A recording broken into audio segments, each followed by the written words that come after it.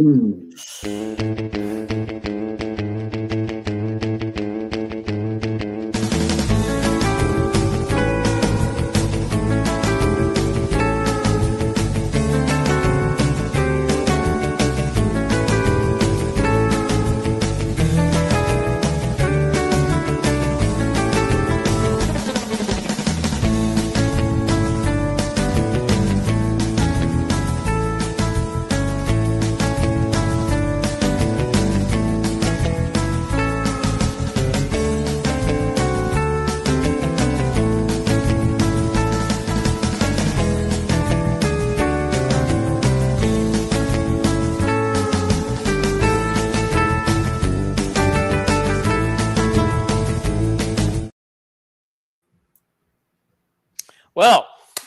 welcome to a Wednesday night edition. Again, we skipped Sunday. We just didn't have a lot going on Sunday. So we did have a special guest lined up for Sunday, but he will be on this Sunday. Zach Heine, who does his own podcast on the Mark Rogers Network, whatever that network is called, Voice of College Football, something like that. Yeah, my grandson, Zach Heine. Yeah, there you go. Mm-hmm. All righty. Guys, if you haven't already, hit that subscribe button. I didn't even send out any notices. I forgot to send out notices that we had a show starting tonight at 7 o'clock, and we're already got 8 people on board already with us. All right. They're finding us even without my notifications. But anyway, hit that subscribe button, hit your like button, leave some comments, share it out. There's 3 comments already. We'll read those here in a minute. Guys, if I don't punch up too many of your comments tonight, it's because for some reason I'm having trouble with the comments and getting them off and on. And if you guys watched that last fiasco last Wednesday, these guys had to fill time out while I tried to figure out how to close us out for the night. And so, but we are now sponsored, not just this show, but the whole network, the Villains Network, by Cocaine Coffee. And I'm going to run this clip that I couldn't run last week because it was there the whole time. I didn't think it was, but it wasn't named Caffeine Coffee ad. It was under something about tonight's ad or something, so I didn't see it. But anyway, here it goes, guys. Enjoy this new sponsor.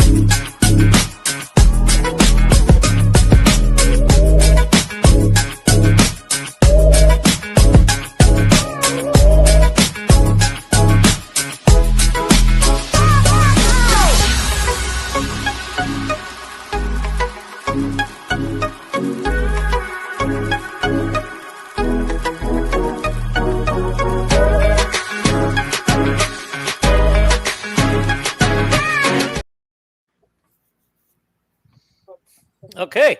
Hey, Dean, having a tough day? Need a pick-me-up? Yeah. Cocaine Coffee. Coffee's got you covered. There you go. 15% off or something with the Villains 15. 15, yeah. All right. Yeah. Okay, there here we go. I'm going to read some of the comments off the bat here. Dean, did you hear about the KXL programs that got cut yesterday? Yes, that is on our agenda tonight. That is on our agenda. And I know a lot of people may not know about it or even care. All righty. Let's see. So Hank says maybe Rick knows about it. I'm sure Rick knows about it. But okay, so my friend Alex doesn't think we should be on here right now because he's saying, but CC is playing. Yes, she is, and we got it all. I think we all 3 have it on our screen. Yeah. Indiana currently up 37-31.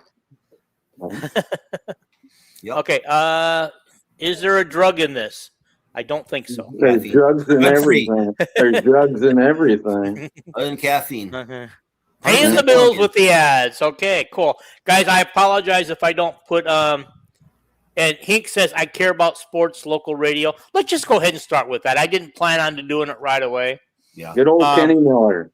Yeah. iHeart, which controls the local radio station KXNO, whose sports station, which they said that this is the 30th year on the air. Somebody else said it was 25 doing sports radio. I remember in its infancy, it was kind of a train wreck, but it kind of got better over the years.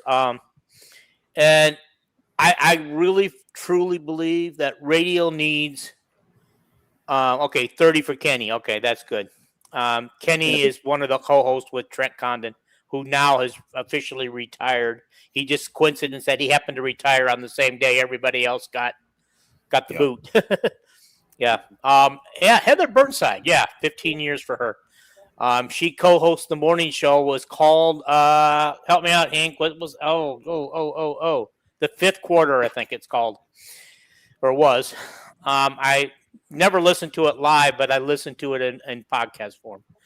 But anyway, local radio for sports is so important, because if you're gonna first quarter, if you're going to if you're gonna run national sports the whole time on your radio station, you're gonna lose people. Okay, yeah. Granted, people like I can't think of their names now, but some of those people have a good following, but you're gonna lose them. You're going to actually lose people when you don't have local sports. They want somewhere to get their Hawkeye news, their Cyclone news, their Drake news, their UNI news, or, they want to hear interviews from those people, or they want to just know about what's going on in high school football or high school basketball, that kind of stuff, because they will cover that too. And I just think it's a shame what iHeart's done, because they're going after the almighty bucks. Now, everything I've heard from people who they have on Facebook have one by one been coming out and saying their goodbyes to everybody. It sounds to me like it wasn't a ratings problem. It wasn't a revenue problem, but yet they weren't making enough money, I guess. It was a content problem. Was it a content problem? It wasn't a I don't think it was a content problem. I think it was just over. God, Kenny and Trent, you couldn't have much better they're fine. Content. I'm talking the morning people and the afternoon people. Yeah. I don't know. I'm not saying the majority of the time, but a good portion of the time, they were talking about shit that didn't matter to anybody. It was just a personal life. I don't give a crap about your personal life. My opinion, it's a corporate problem. Just like the monster radio station in Eastern Iowa, when I was growing up, everybody listened to it every day. The old Cherokee and Ron Gonder and Tate Cummings and all them guys, not the Polka Fest, but was WMT radio, and they got taken over by the big old conglomerate, and they got rid of all that, and now they had Rush Limbaugh. It's politics all day, and their ratings are way down, but that big conglomerate nationally makes more money. Yeah, but they were the monster station. Okay, so what? They're in debt. Okay, they were in debt. So what? That now they're going to run national programming. Yeah. When they did this like 6 or 7 years ago, or was it longer? When they axed everybody, and it lasted about a week or two, and they brought everybody back because of the outcry. I never once turned on national radio. I mean, I don't tune into sports radio to listen to national stuff unless I do it for an intentional reason. All right? Once in a while I'll do that. The other day I turned on a regular radio station and I listened to the World Cup USA World Cup while I was door dashing. Okay? So but I will do it for like that stuff. But no, local radio is so important, and Bakersfield has a local. I don't know how local it is most of the time, but for 2 hours in the afternoon, from noon to 2 o'clock out here, we have a local radio sports station that covers, all the local stuff here, the Angels and the Dodgers, and they cover all that, all the local colleges around, all the but they also include high school and stuff. And I'm going to be honest with you, I just don't do that. Now, Trent and Kenny Miller were self-contracted. In other words, they own their show and they paid to put their show on there. So it's like how many hours they're on a day, 2 hours. Mm-hmm. They basically like a 2 hour ad because they paid for that spot. And Kenny retired. They said they announced Trent's new co-host, but I don't know who that is. But, I'm wondering if Trent's going to say anything. Has anybody listened to his podcast, if he said anything on it? Kenny come back. Kenny, today was his 30th anniversary. He was going to retire. Kenny come back today with Trent. Ain't it some gal that's on with Trent from now on? I don't know. I don't. Heather Burnside. Heather Burnside's a good person to have on there. Well, probably. I don't know. Kenny, I just want to say Kenny is the nicest person. Never met him, but he just seemed like the nicest person in the world. And I think it's a shame the corporations do that bullshit. So yeah. Well, it's a real shame that iHeart is just ruining radio. I can remember when iHeart would allow us to listen to WHO during the football games and basketball games. But after one season of doing that, they cut it off because they decided that they wanted to own the rights to everything. And so they weren't allowed to play that anymore. Between, I think, was it who owns the rights to the broadcast, right? But anyway, iHeart and they wanted more money, I think, to run the Iowa games and stuff. Learfield probably. Learfield probably wouldn't pay. Learfield wouldn't probably pay for it. Okay. Hank says Kenny did not come in today because everyone got fired. Hank, he owns that show, so he's technically not fired. So he did retire, but I don't know when his last day actually is. I thought on the On3 thread somebody was listening and said Kenny called. Kenny was on via the phone line. Yeah. Okay, so he probably just come in to talk about everything. Yeah. But I don't know. I didn't listen to it. Don't quote me. Yeah. Anyway, Bob Hoffman says the Big Shoe was one of my favorite broadcasters. Anybody know who the Big Shoe is? Ron Gonder. The greatest broadcaster ever in the state of Iowa. Yeah. I mean, God, he was good. Yeah. I think in our household we listen to Jim Zabel most of the time. Yeah, Zabel's awesome. Yeah. I can still remember his this is really crazy. I can still remember his call when Iowa won their game, and I think somebody else had to lose a game that day for Iowa to get into the Rose Bowl for the first. It was on Hayden Fry's third year we got to the Rose Bowl, and that my dad had died earlier, a couple of months earlier, and he wanted to see that team get back to the Rose Bowl before, and I just started bawling when thinking about my dad because he wanted that so bad, and he was now dead, and they did it months after he did, so maybe my dad had something to do with it. But when Jim Zabel made the call and he was just screaming in the radio, I was in the Rose Bowl, I was in the Rose Bowl, I was in the Rose Bowl.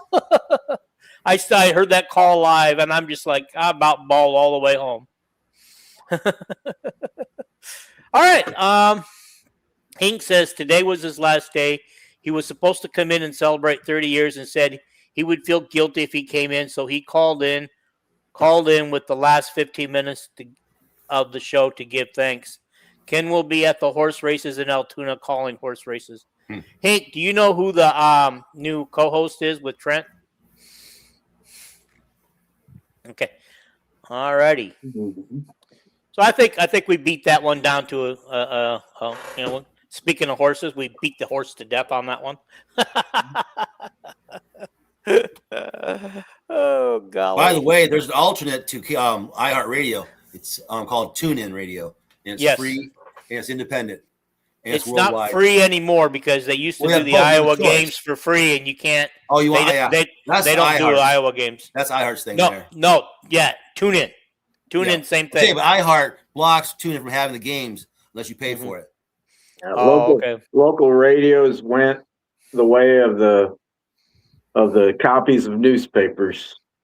You don't see many people sitting around reading a newspaper. You just go online and read On3 or the Gazette or something.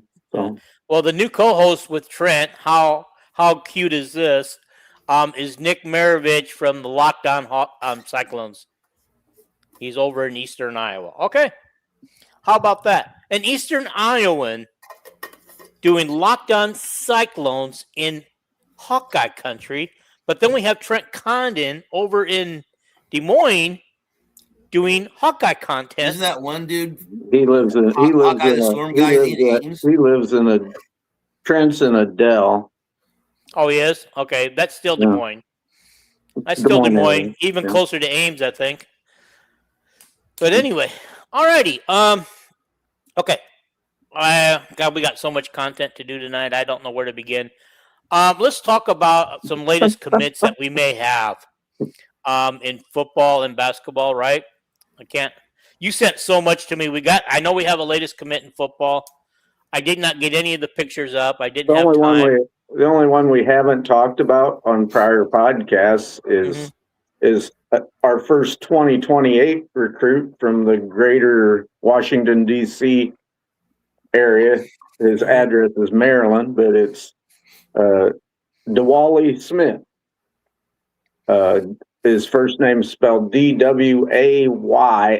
It looks like Dwale, but it's Dwally Smith. He's 5'11", 175, and he come to Iowa camp, and he's a cornerback.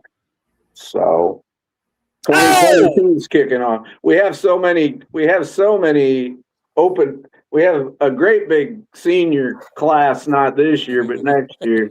We got 13 commitments of 2027. Hell, we only got like 16, 17 scholarships total. So the 2028 class, best class ever in Iowa, and we got a bunch of. It's perfect timing, So we kicked off the 2028 class already. So I got a question for you guys. Any concern that we brought in 3 wide receivers for visitation and we didn't get one of them? Not really. It's kind of the norm, isn't it? Over the years. Well, yeah. Most kids you offer and most kids you bring in do not commit to your university. That's just the way it is. I just thought this time we were going to get one of them, and especially the one that's the most sought after, who didn't end up. I think he ended up at Michigan. The most sought after one. Where the hell did he go? I thought it was Michigan. Guy named Britt. He went to Missouri. Oh, he went to Missouri. He had family in Missouri. He was the one that's a friend of our. He wasn't interested in Iowa, and then we got that Sentai Banez, his friend, the quarterback, and then he said, "Well, I'm going to visit Iowa then." So it was a long shot, but we took a shot. Yeah. Well, the thing that bothers me is that we're having trouble getting wide receivers, and we're throwing all of our marbles into these wide receivers that everybody's so hyped up on. But every spring and fall practice, we get hyped up on these wide receivers, and then they don't do anything during the season. It kind of bothers me. We only got one proven wide receiver, and he has yet to play one full season healthy. Yeah. What bothers me is we just keep winning 9 or 10 games every year. And I wish we'd have a 4-win season so people could really have something to complain about. Oh, but just think that 9 or 10 wins could be 11 or 12 in a playoff spot if we had really good proven receivers. So how many upperclassmen do they have in the receiver corps? Well, I guess upperclassmen. You want me to tell you? Yeah. I guess Vanami would be an upperclassman for tight end. Not receivers. Okay. Vanami's actually a redshirt sophomore this year, but he's going to go to the NFL next year, so might as well call him a senior. Yeah. Upperclassmen and wide receivers. We have no seniors. We have Vanderzee, Bowie, and Howard as juniors. Of course, they got fifth years, some of them. Like Vanderzee's never redshirted. And I don't know if Vanderzee will be he'll probably play it. He'll probably come back a fifth year because I don't think he'll be a first or second round draft. What's the total count for underclassmen? What? What's the total count for underclassmen? How many do they have total? Freshmen and sophomores. What year is this Diaz? Wide receivers? Okay. This Diaz and this Phillips. Okay, I think it's Phillips. we got three true freshmen, Schaefer, Smith, and Stinson. Okay. We got one redshirt freshman, Smith. All right. And then we got three sophomores, Parker, Diaz, and James. So you got 10 right receivers. There is 7. Plus we got about 5 walk-ons. So we're pretty good. So the odds you picking somebody up who's good, is going to be slim. Well, Tony Diaz, he's getting all this hype, and then he didn't even suit up and play for the spring game. Well, is he light? I'm just fed up with it. He's never lifted a weight before, and Kirk told him, "Hey, you're one heck of a receiver, but you'll last about 3 games in the Big Ten. Yeah, you're going to start." When he came to Iowa, he said, "God, you're too thin." He's like, I don't know, 5'11", 167, and Kirk says, "You're at Iowa now. Guess what? You're gonna put on some muscle." So that's the plan. But anyway, so that's the plan. Okay. We probably have the deepest. It's the deepest, best wide receiver room I ever remember at Iowa, and that goes back to Hayden Fry and everybody. But anyway, we'll see. All righty. Okay. Mm-hmm. All righty. Bob Hoffman says, "Gentlemen, your thoughts about the Dusty May move? He doesn't have to worry about recruiting and NIL anymore." Mm-hmm. Oh my God. They'll probably have a shorter career coaching in the NBA because they don't last as long unless they're a great coach. But he does have Cooper Kupp, whatever his name is, Cooper Flag. What's the name of the great player? Cooper Flag. Cooper Flag. So here's my thoughts. Because the NFL season, the NBA season runs so much longer. It's harder for them to grab a decent college coach. But what he did to Michigan by leaving in June, when they're having their summer workouts and summer practices now, my guess is that Michigan will just use the head assistant coach as an interim coach and take a serious look for somebody at the end of the season. Yeah, they've already announced that. Okay, I didn't hear that part because I was away from most stuff today. So, I think it's a shame what he did. He should have probably waited, but he wanted to make the move. But what more could he do? He did in 2 years. He turned that program completely around in 2 years and won a national championship in his second year. But he didn't do it with Michigan guys. He did it with every player he brought in. Not one of them was a homegrown Michigan player. I think it's great. I think it's a great move for Iowa. So I'm happy. All the point guards we're recruiting this year, them top ones, every one of them, it was Iowa, Michigan. Other schools involved too, but Iowa and Michigan were the teams that them kids. Daughtry, he's a Florida kid, and that's where May came from. And all he talks about is Ben McCollum and then Dusty May. Well, Dusty May is gone, so welcome to Iowa City, young man. So, I'm happy. So well, so maybe so they can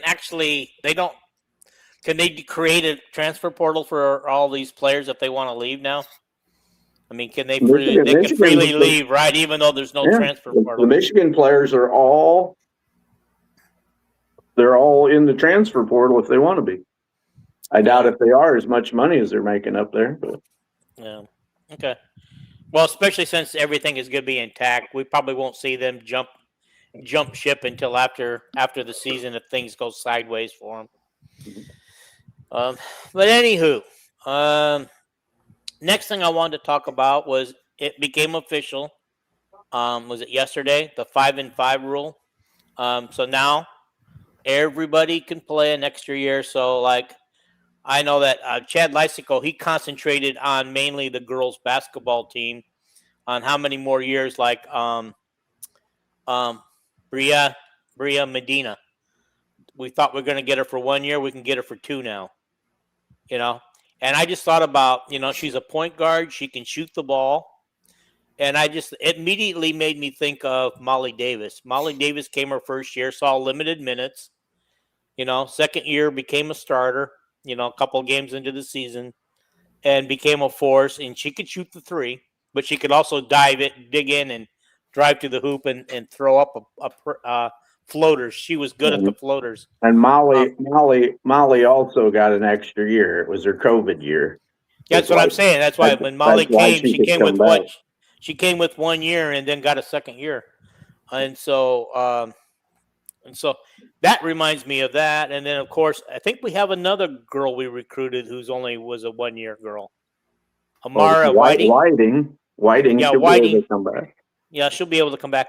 The question I got is though, and same with the guys, everybody picks up an extra year that's still playing at Iowa if they want to stick.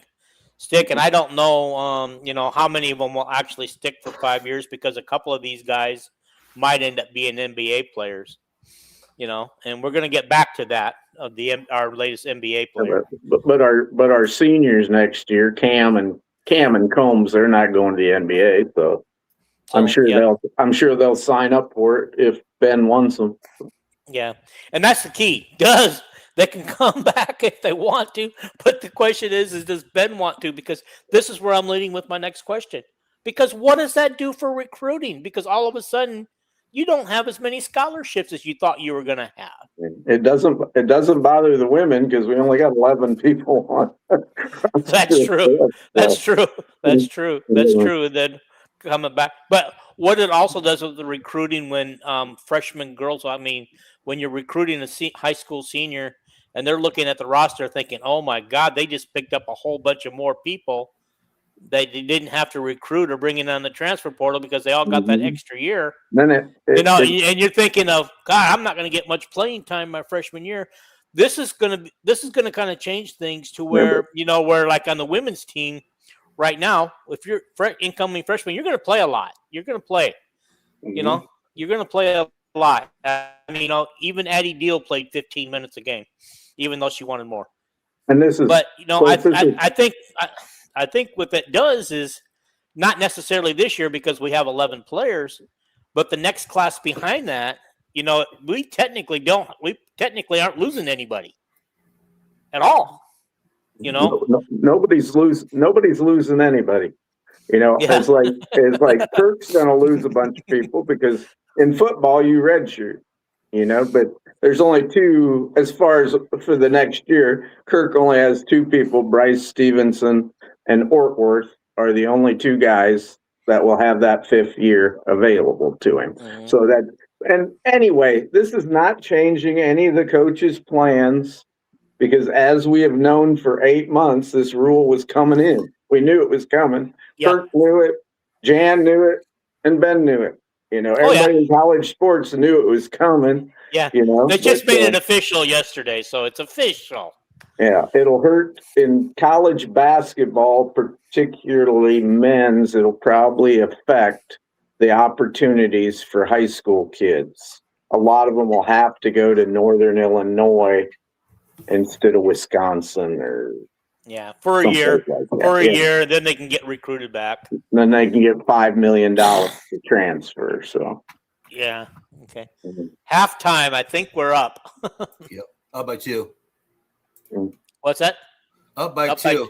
Yeah. Last I seen, Caitlin had like 17, 18 points and 7 assists. Yep. Sounds like she's cooled off the second quarter. 16, 7, and 3 turnovers.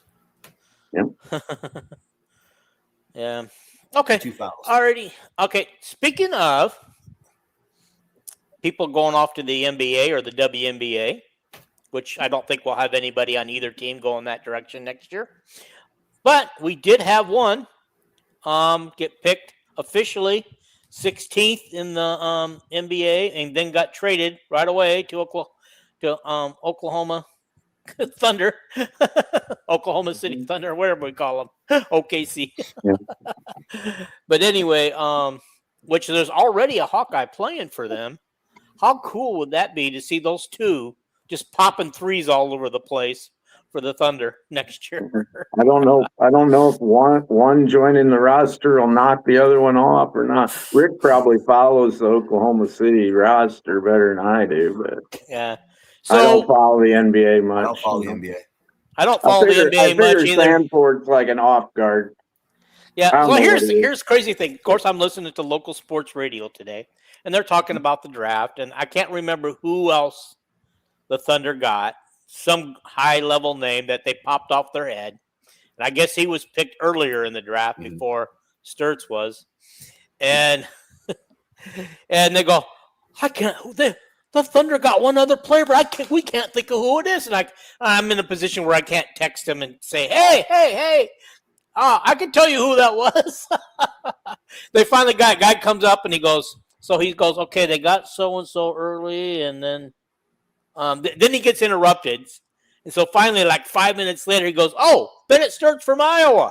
And then they just kind of dropped it. They didn't really talk about him. Well, who was the earlier guy? I can't remember the name. Oh. Anybody out there remember who else the Thunder got last night? The Thunder's awful good at trading their draft picks too. So maybe they drafted somebody and traded him. I don't know. Well, I know the one thing they said is never underestimate the Thunder because they have been very, very good at drafting the right people for their program. And Ade Mara. I was just going to say they didn't get a Mara, did they? Yeah. Okay, so that's who they got. Nick the Slick. Thank you, Nick the Slick. Mm-hmm. Or Nick Slick. Yeah. I mean, where did he go to school? Anybody remember? Michigan. 7'3" guy from Michigan or 4. Oh, wow. Mm-hmm. Well, okay, now the question that makes another difference. The NBA has gone away from the traditional post players. Does Mara, can he play outside a little bit? He shoots the three. Does he? Okay. And he can guard all over the court, but I guess I should have remembered from watching Michigan beat Iowa this year that I should have I should have paid more attention to what he was doing. The guy I'd be worried about Iowa going to the NBA next year would be McKeever, being 7'3" and do his junior year at Iowa and well, technically he was coming as a senior, but yeah, he gets an extra year now. McKeever's got actually 3 years now because he had 2 years left. I thought, for some reason I thought he was coming in with only 1 year left. And then if he has a good year at Iowa, he was kind of more under the radar. If he had a good year at Iowa, I'm sure some other school like Louisville or Michigan would offer him twice of what he got at Iowa too. Yeah. So. Can you imagine how deadly the Iowa women would be in 2 more years with all the extra people going to stick around? I mean, and plus the new people that they're bringing in that are, all the good. I just think I'm excited to see where the women's basketball program can go. I just got a feeling Sweet 16 it's or bust this year. Sweet 16 and bust. And then the following year, back to the Final Four. Not this season, but the following season, we're going back to the Final Four. I've seen a good write-up on Big Ten women's basketball someplace. I don't know if it was on 3 or what, and they were, we're talking about, everybody Minnesota's got, and everybody Illinois' got, and everybody Maryland's got. USC has this loaded roster for next year. And UCLA brought in foreigners and Addie Brown from Iowa State. Mm-hmm. Well, think about all them teams getting all their players getting 5th years too. Yep. You know, somebody like Juju Watkins going to wave goodbye after 4 years, you know, and go to the WNBA. But she could actually go. She can go after this season. All these other teams like South Carolina and UConn are going to have 5th-year people too. You know, so you know, it'll just be a lot of great teams. They traditionally have so much talent; they could all head for the NBA after their 4th year. You know, look at UCLA. How many people they put in the WNBA this year? Yeah. You know, so not all of them are going to go for 5 years. Some by choice, some not by choice. Ava Hayden probably will not, and Danny Carnegie probably will not choose to come back. They will probably be WNBA players. Yes. Yeah. Yes. Yeah. Oh, I'm excited to see what Ava does. If she can take another leap forward like she did this year. You know, I'm just hoping that Layla Hayes spend this summer getting better, getting better at the center. You know, we know what she can do because we saw her do it during lesser competition. She did struggle against the Big Ten, though. Did you guys see all the videos from the girls out in their golf outings? Yes. Over the weekend? That was pretty cool. That was kind of cool, but they're pretty bad at golf. Well, yeah, they're not golfers, you know. No, but you know, when Caitlin and Kate Martin and all them golf, they were pretty decent golfers. Yeah. Okay. All right. What was my next move? The timetable for preseason, off-season, timeline stuff is changing for the NCAA college football. Yeah, I read that today. It was only like 3 paragraphs or something. But in case people don't know, because I want to actually read that. You can have 2 spring practices now. Really? Yes, but they can't be more than. You can have 7 weeks, but you can split it into 4 weeks and 3 weeks. All it did was it didn't change anything. It just gave the coaches leniency to, hey, if you want to break it up into 2 different sections and have it, and the portal opens the 2nd day of January this year. That's the only portal there is. What else was in there, Dean? Now you put me on the corner. They can't go more than 21 days total, and out of the 2 practices, it can be no more than 5 weeks. I thought it was 7 weeks, but yeah, 5 out of the 7. I was hoping I was going to open it up, and they were going to say, "Oh, we're going to start the season a week earlier, so the season gets over by the time the portal hits." But I didn't see nothing about that. No, well, you mean it started even earlier than they are now because they already start the week. Now they have a week. Now they have a week 0 where teams can start. But I thought they'd go to where everybody starts on week 0 instead of week 1. Everyone knows your name. And I thought they'd do that just to get the season moved up a little bit to help with the teams that are in the playoffs as far as, you know, with their portal players and stuff. So anyway. Okay. Where the heck did you put that when you sent it to me? Gosh darn it. In your messenger. I looked. I always put it in all 3 messengers. The one for us 3 guys, and then the one for Hawkeye Sports, and then Dean's individual one. Usually. A lot of times I don't always send it to Dean's individual one. Usually more stuff that you only have to send it to one. You know, we're all 3 in the same freaking groups.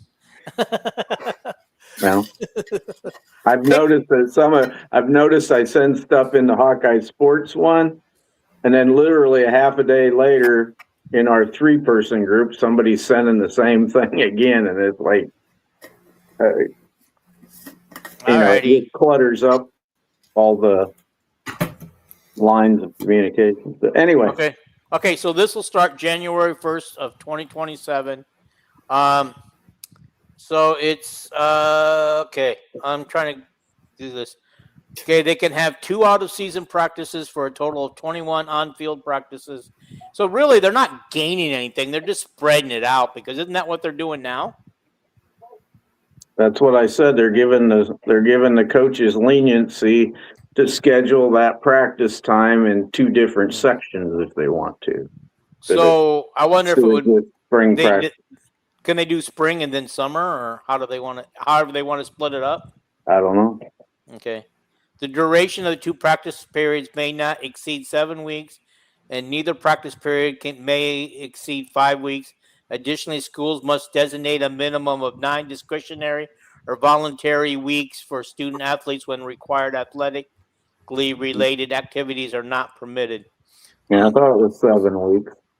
So I guess what that means is that they can have 9 weeks of or 9 volunteer practices or something, that they're not required to be there.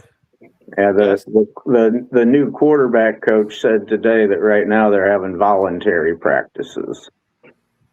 Oh, Right now he was talking about Bessinger when they mentioned Bessinger, the new quarterback.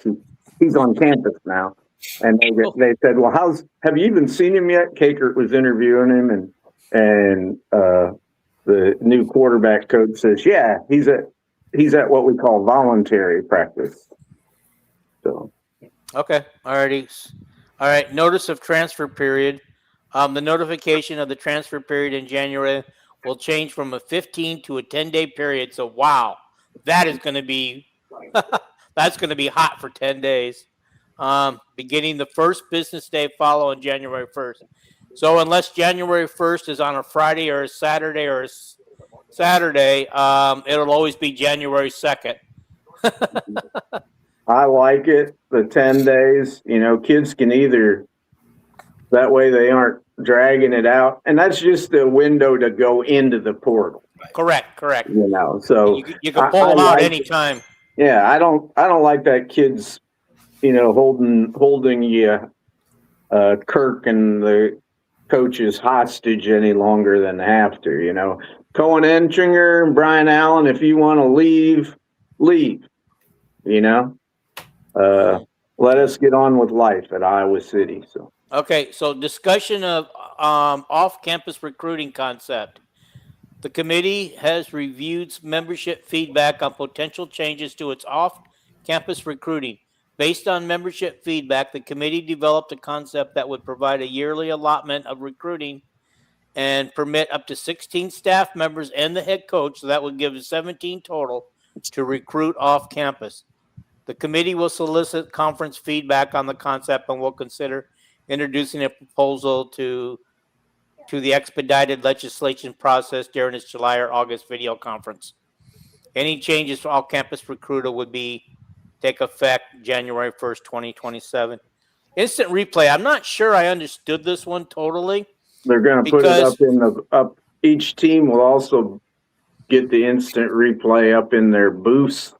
The offensive and defensive coordinator, I guess, can watch and listen to what the officials are saying. I don't know if they can give any feedback to the officials while they're watching it or not, but it'll what the officials are watching will be played up in the team's, what do you call them booths up in the sky, where the assistant coach, some of the assistant coaches can view it. So. Yeah, and they can experiment with it this year for the conference games. Mm-hmm. But the visiting team for non-conference can opt out, which means that that's any visiting team, I guess. Nope, just non-conference. The visiting team may opt out, which means neither team would be permitted to have instant replay video available in the coach's booth. Alternately, the visiting team may agree with the home team to provide video output to both teams' coaches' booths. The current allowance has the broadcast video in the coach's booth remains. So that's what confused me, because they're already getting video replay in the coach's booth from the broadcast. So I think this is for video reviews of play. What the heck? Guys, I just looked up on my TV and it's gone wonky on me. Is that your fancy Oh. box? Yeah. But it's because I shoved this down between the cushions. Alrighty. VC or whatever it is. It probably is remote controller or whatever. Oh, somehow, okay. Yeah, don't shove it down in your popcorn. All right, I got the game back. I'm not so tech savvy. I mean, like Rick is talking to me about following all these instructions that he sent me to get my computer, make sure I'm all updated and ready to go. And Rick, yeah, it's all right. I look at it and it's just like I'm so confused. I don't understand what it's saying. It's okay. My computer's probably going to crash and burn after tonight. No, but like I said, Windows 10 is fading fast. Yeah, I don't know why my computer can't get Windows 11. It doesn't. It just says here are the qualifications, and I need to have the one Windows that you were talking about, Windows 10 with those numbers and letters after it. Right. I don't know if I have that operating system, but it may be the reason why I don't. I don't know. You'd have to go into your past updates and check them, see if you have it or not. Well, yeah, it doesn't matter anyway, because every time I go to press update, sorry, we can't. You don't qualify for an update. Yeah, if you did, it would say click here to extend your updates to October. Yeah, well, $30. I was trying. I wish I'd like to know how many freaking assists Caitlin Clark could have if the players she had could catch the ball and make layups and make easy shots. Just awful. There was a guy who did that her rookie year, and she would average like 12.8 assists a game. Yeah, they couldn't handle her ball passing. Yeah, she snaps it in there. Yeah, from distance. So we're up by 2, but I think we committed a foul. So Phoenix looks like they're going to the line. They are. Air ball. So we can't. So we start out. So we blow out early to a double-digit lead, and now we're just hanging on by a thread in the second half. That's a fever game for you. Kind of like a Ben McCollum game, where this is awful, and then we win. So. Yeah, I can't believe how they started that first quarter. The other game, 5% shooting, 6 points, but honestly, it was 3 points for the entire quarter until the last second. Hit 2 3-pointers, and that was it. Yeah, it was the opening 3 and the closing 3. Yeah. Quarter. But then, it's like, okay, they're not going to recover from this. And then they come out in the second half or the second quarter and come all the way back. And I go, man, I thought that would take most of the game for them to come all the way back. Yeah, they scored 66 points in 2 quarters? 65. 65? Yeah. Okay. Where did I want to go after this? Better bring up my. I know you had an agenda. I know. I got to go get it now. Let's see. Can I mention something? Yes. Very sad news about the former volleyball player. Yes, Iowa. go ahead. She's on my agenda. Very young. I know her married name's Pekar because she married Peter Pekar, who was a tight end at Iowa that didn't play a lot. Graduated in 2015 when we went 12-0, and his dad Jim was a defensive lineman on our first Rose Bowl team for Hayden and Kirk. But very sad. I can't remember her name, but died of cancer. Here it was announced today. So there, I filled some time for you. There you go. I did want to tell everybody that Terry Walker, who's been on this show, he's our resident UCLA fan person, but he also co-hosts the Golden Broom podcast with Vandy Chris, is working on the behind the scenes to help me try to get some more interviews. And he's got, it looks like, I'm not going to say the name yet because it's not official, but it looks like he's got a 2027 football commit for Iowa who might be coming on the show. Cool. That'd Nice. be exciting. Mm-hmm. Good job. I credit Terry. Thank you, Terry. Mhm. I give him all the credit, not me. Oh yeah. Okay. I'm trying to figure out where did I put my Did I send Your it to? agenda. Yeah. Where did I put it? Okay. You wanted to talk about the new quarterback coach interview. I remember that was on. Yeah. I was hoping to get a chance to watch it. Have you got a chance to watch it at all? I mean, I know you mentioned him a couple times already today. I was So I guess awfully busy when I did watch it. He mentioned Elmhurst, which was where Tim Lester first coached. But I looked at his biography and it didn't have anything in there about Elmhurst. But he coached with Tim Lester. Tim Lester made him be the offensive line coach. You know, people always criticize Kirk for hiring guys that never coached running backs before, like Jay Norvell, even though he did. And anyway, most coaches coach positions they never played, you know. But he was with Lester at Western Michigan. He's been with the Jets the last 5 years. Offensive line coach there, and tight ends coach a lot, and quarterback coach. And last year he was an analyst for Tim here at Iowa, offensive analyst, and he was sitting beside Tim up in the booth, helping him call plays. And his specialty was helping Tim change the play calls on running because we had Gronkowski. We had Gronkowski, whatever his name is.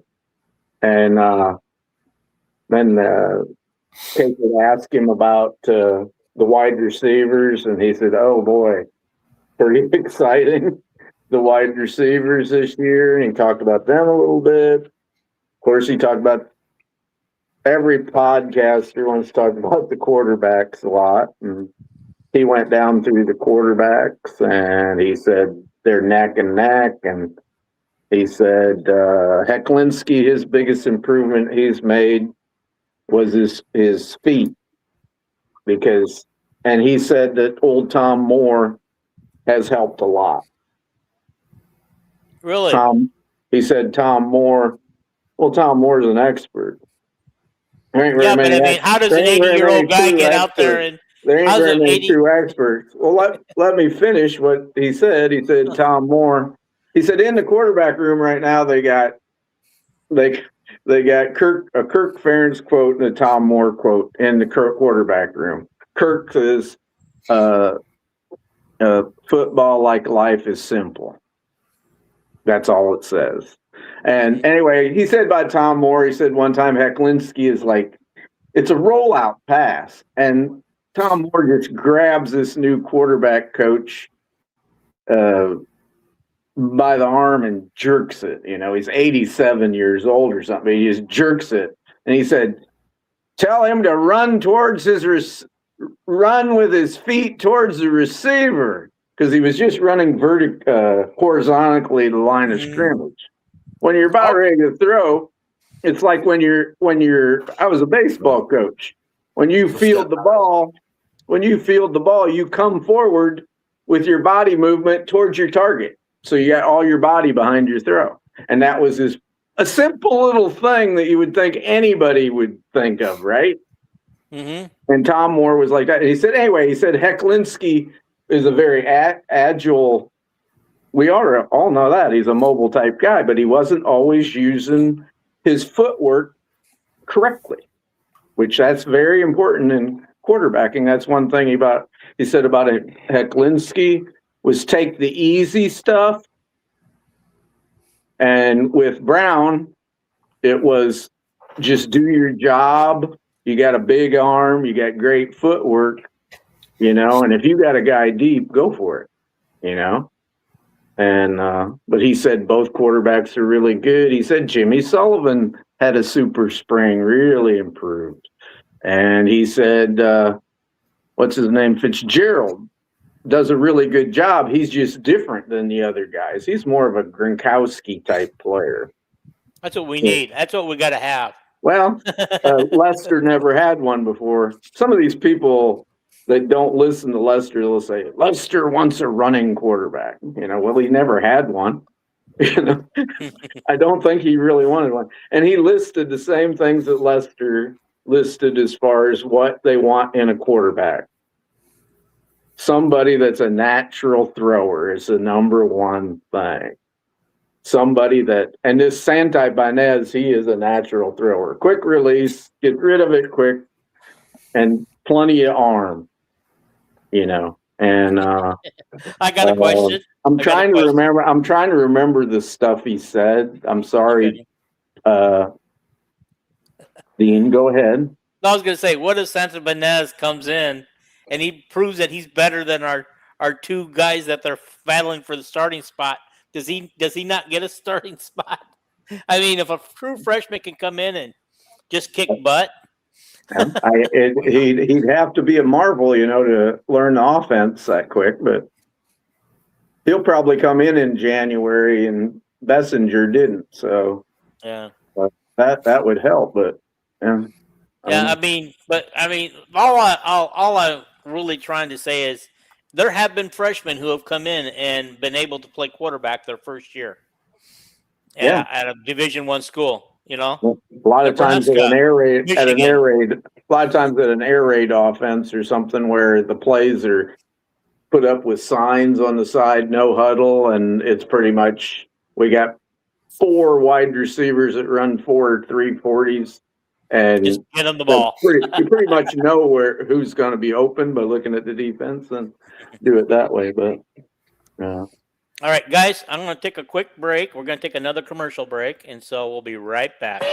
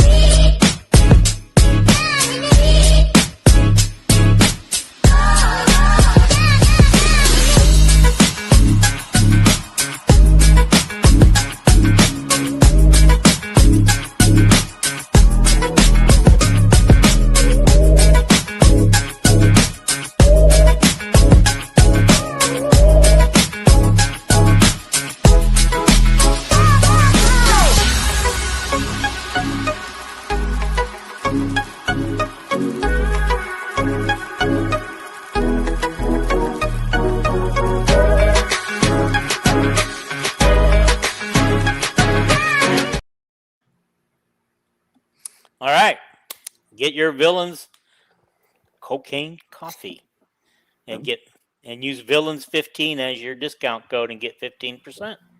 I remember Tom Moore's quote that they had in the quarterback room is, guys, somebody might be open, find him. pretty simple, right? If nobody's open, you get rid of the ball, Well, did you find your agenda? Or yeah, we've covered almost everything. I remember you had Thorsby, and you had stuff about the WNBA, like All-Star voting or something. Yeah, we're going to talk about that. I just want to hold up. Let's, okay, so this has got to be the biggest slap in the face to Thorsby when the NFL canceled its supplemental draft. They don't want him in the league. So now the only hope this guy has a chance of playing again is maybe next year in the 2027 draft, and nobody's going to take him. Nobody's going to take him. Bob Stoops League, whatever is the USFL, or whatever it's called. But their season's over, so he'd have to wait till next spring to play. Ain't there a European league too? They're creating one, yes. Again, how about Canadian Football League? Well, yeah, he could play there if they'd let him. I love like Tom Kakert said, the release that the NFL put out was perfect. They said he was the only applicant, and they're not prepared. His case is too new. The investigation hadn't been done yet. Mm-hmm. So we are going to have a supplemental draft in a week, which would be the 1st of July, for one guy who we don't know all the legalities. We ain't having no supplemental draft. So here we could do. This is what should happen. Have a supplemental draft. Have it on Zoom so nobody has to leave their offices or their places. And one by one, decline. You know, with the first pick, Detroit chooses nobody. Second pick, Los Angeles chooses nobody. And go right down the line until nobody's drafted him. And you go through the whole 7 rounds of nobody. There's 7 rounds for a supplemental draft? Yeah, because you got to give up your draft pick in the regular draft. Mm-hmm.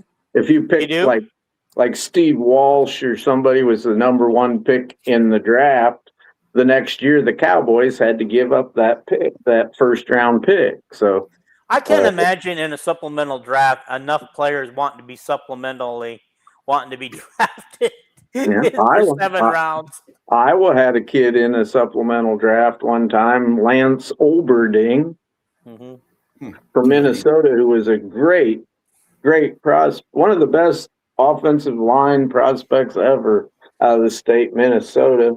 His brother Mark was a famous basketball player for the Minnesota Gophers, but he never played at Iowa. He flunked out of school, and when he was old enough, I think he flunked out.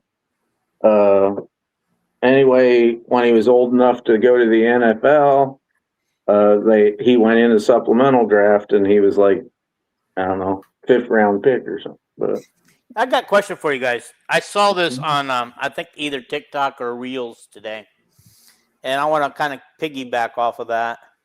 Guys, name me 5 football schools who had glory days that will probably never have glory again. You know, for example, I would pick Nebraska. Florida.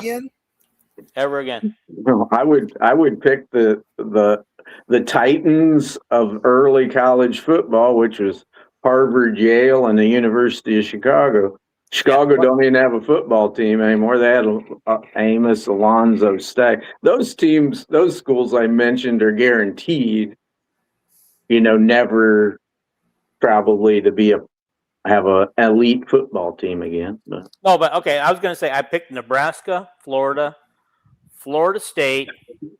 I even picked Minnesota because back up until the 60s and stuff, they were a powerhouse. They won 6 national championships. So Minnesota's never going to probably be there. I just can't pick the 5th one. I don't know who. I mean, because I think they mentioned Clemson, but I think Clemson will be back. I think if Minnesota had Kirk Ferentz, they'd be back. Mm-hmm. Minnesota isn't a worse job than Iowa. No, I would say that it is a worse job than Iowa right now. Iowa's more consistent. Minnesota is consistent in its own way, but PJ Fleck's average win per season is less than Kirk's. Yeah, but Minnesota has way more good football players up there than Iowa does. They're a bigger state. Yeah, that's my point. So anyway, guys, name me some of the schools you would think on that used to be the hot topic around and no longer probably will be. I would have put Oklahoma on that list, but they're making a comeback, so they'll probably be back. I mean, USC's not far from. Oh yeah, they had USC on their list.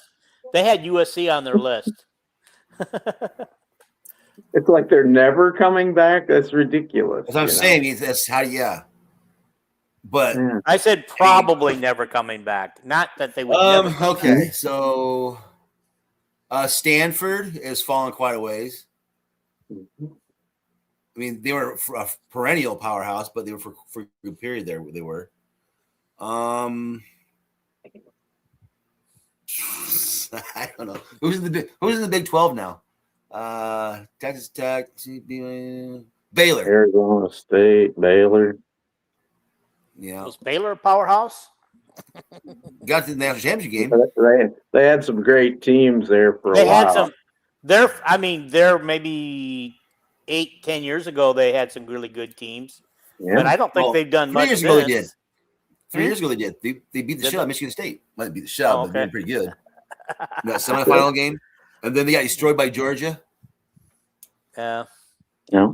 Bob Hoffman puts Wisconsin on his list, but he says he's just wishing. Yeah. I think any of them teams we listed, Florida State, if they got the right coach, they're gonna win. Yeah, I'm gonna change the question a bit. Okay, change it. Will never be good again. Who could fall off a cliff? What do you mean? I think Clemson could. Okay. I think Clemson could fall off a cliff easily, not be as good in a short period of time. Look at Florida State. They fell off fast. Like Florida State fell off fast. I think Oklahoma could fall fast in the SEC. I would say Michigan could fall fast. They've been teetering this cheating shit and other things going on there for the last few years. They're running a thin line. Who would fall fast? Yeah, who could fall fast? I'm trying to think of teams that have been kind of elite. Well, Mississippi lost Lane Kiffin. Yeah. Look how fast Penn State fell this year. I mean, they'll be back. They'll be back. Final playoffs till you're fired in 5 games. Yeah, it's almost impossible for Penn State this year with their schedule to lose 3 games. Probably 2 at the most, maybe 1. It's like, let's see who else. When you look at Iowa's schedule, though, it's not any different than Penn State. We only have 3 tough games on our schedule. What I'm trying to find is a team like Iowa men's basketball, where we're on the verge of looking like we're going to be an elite team because of one guy. I'm trying to think of a school that's they just win all the time. Cignetti, Indiana. Yeah. If Cignetti happened to have a sudden heart attack and die, they'd fall off a cliff in a hurry. Yeah, maybe. I sure like their coordinators, them young coordinators they got. I bet they just hire one of them, and they'd still have Mark Cuban's money. But would they have that extra Cignetti thing like Hayden Fry had? That magic. The magic. Oh yeah. I don't know. That kind of just when you talk about like Cincinnati, I just go back and think of the media days when they get 15 minutes to talk and PJ Fleck took about 13 minutes. But you mentioned most of them take about 5 minutes and leave the last 10 minutes for questions. you mentioned Minnesota, but I believe this is true. What? Through the history of the Big Ten up until about 1962, 63 in there sometime, Minnesota dominated the Big Ten. They had more Big Ten championships than Ohio State, Michigan, and Illinois. Illinois was a very, very powerful Big Ten team historically, and then they kind of dropped off. Iowa was pretty powerful in the 50s and into 1960. They were powerful for 5 or 6 years, Dean. Yeah, I know it. I'm just saying. Talking. They had a question on, I think it was on Jason's site, Everything Sports. This guy put up this thing about, he listed like 6 teams that he thought in the history of Iowa with Hayden and Kirk would have made a 24-team playoff. And I just said, well, hell, Kirk would have had about 11 of them. So he had me list them. And then there was that one with the all-time schedule of Iowa against members of the Big Ten. Remember we talked about that last week, Dean? Yeah. And he goes, I thought Iowa's would be better than that. And I said, well, if you look back at Iowa football history, we had Iowa like in the teens and the early 20s, we had winning seasons. And then we didn't have another winning season hardly. We might go 5-4 or something, but until 1939 with Niall Kinnick, and we had a good team. And then we went all the way to 1954 or 5 with Forrest Everchesky, and we won for about 5 years, 5 out of 6 years or something like that. But you got to remember, no winning until really 1981. Yeah. That's a long stretch. Yeah, from 1961 to 1981, Iowa had no winning seasons. Well, yeah, but it was really from 1922 until 1981. We literally had 7 winning seasons in 60 years. I'm going to actually go back and look that up. That seems like not very many. Howard Jones, we were a powerhouse in the Big Ten when we had Howard Jones as a coach when Duke Slater played, and it was about 1918 to 1922. We had the longest winning streak in college football, like 28 games. And but then he went to USC, and then we were terrible. Then we got almost kicked out of the Big Ten in 1928 or 9. But, Rick, what just happened in the game? I just saw the one girl from that team just march off the court very angry. You got to call her a charging foul, I think. Yeah. There's only 4 seconds on my TV in the third quarter. You have a comment, Dean. What's that? You have a comment. I don't see any of them. I read all my comments so far. Can you read it, Rick? Wisconsin one? Yeah. I don't know. I can't see any of it. I'm not punching up the comments because they won't punch off right away. Bob Hoffman said Wisconsin. Yeah.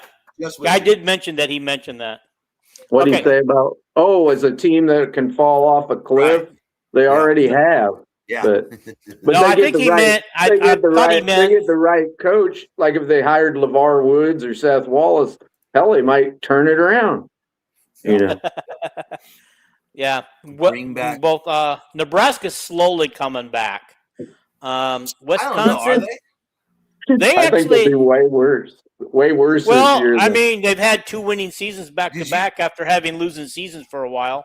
Oh boy, that's scary. Yeah. You know, I'm just saying slowly.